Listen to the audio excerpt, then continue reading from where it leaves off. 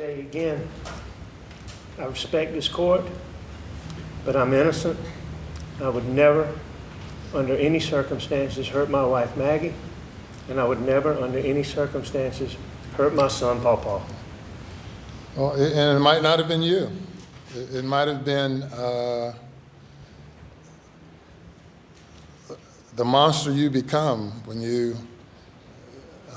take 15, 20, 30, 40, 50, 60 opioid pills. Maybe you become another person. I've seen that before. The person standing before me was not the person who committed the crime, though it's the same individual.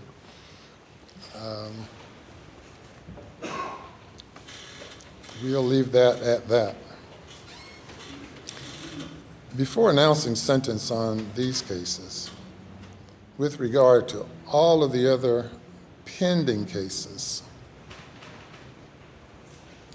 are any of them here in Colleton, or I'm sure some of them are? Yes, sir. Half of them, or? I don't have that in front of me, but there are a substantial number of charges here. There's some in Hampton, Orangeburg, Beaufort, Allendale. There may be others that I'm not thinking of right now.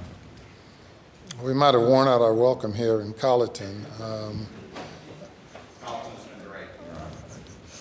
They have been, and I'll take this opportunity to thank Sheriff Hill and all of the court officials and really everyone I've met and dealt with while here in Colleton County. Just been great.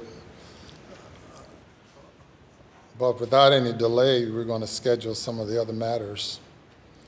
I know Mr. Harpootlian's scheduling is complicated, and you've sacrificed quite a bit to be able to be here defending Mr. Murdaugh, as well as the Attorney General's office, with all the other many, many things and obligations you have. And to be able to have the Attorney General here, Alan Wilson, for the period of time that he's devoted to being here, along with everyone else, it's been quite a sacrifice. But there are other victims whose cases deserve to be heard. And this case has jumped some of those other cases. Perhaps jumped it because of this case resulting in an assault on the integrity of the judicial system in our state, law enforcement in our state. Even during this trial, the law enforcement have been maligned for the past 5 or 6 weeks by one who had access to the wheels of justice, to be able to deflect the investigation. And as the evidence is pointed out in this case, the looming storm that Mr. Waters talked about, I can just imagine on that day, June 7th, when a lawyer is confronted and confesses to having stolen over $500,000 from a client, and he has a tagger like Mark Tinsley on his tail pursuing discovery in the case involving the death of Mallory Beach, and having a father, for the most part, on his deathbed. I could imagine, or really can't imagine,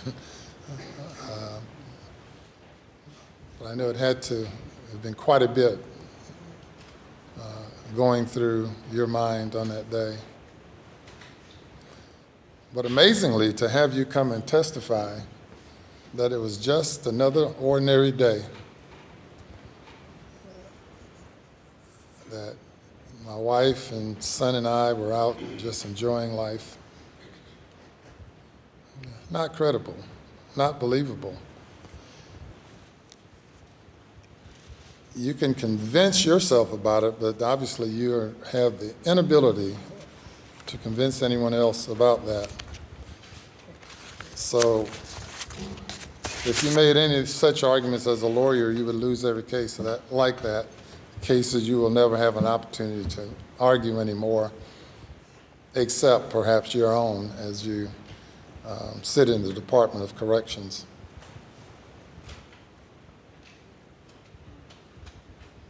Anything further? No, sir.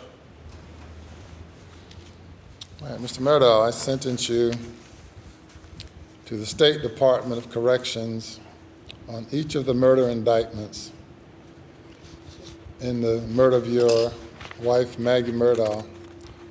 I sentence you for a term of the rest of your natural life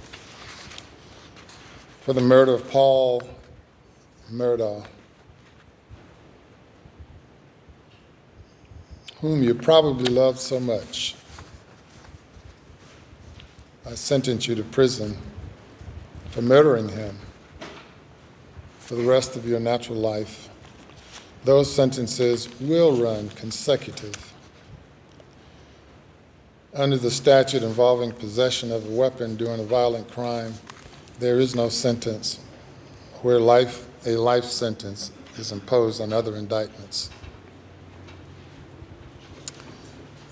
That is the sentence of the court, and you are remanded to the State Department of Corrections.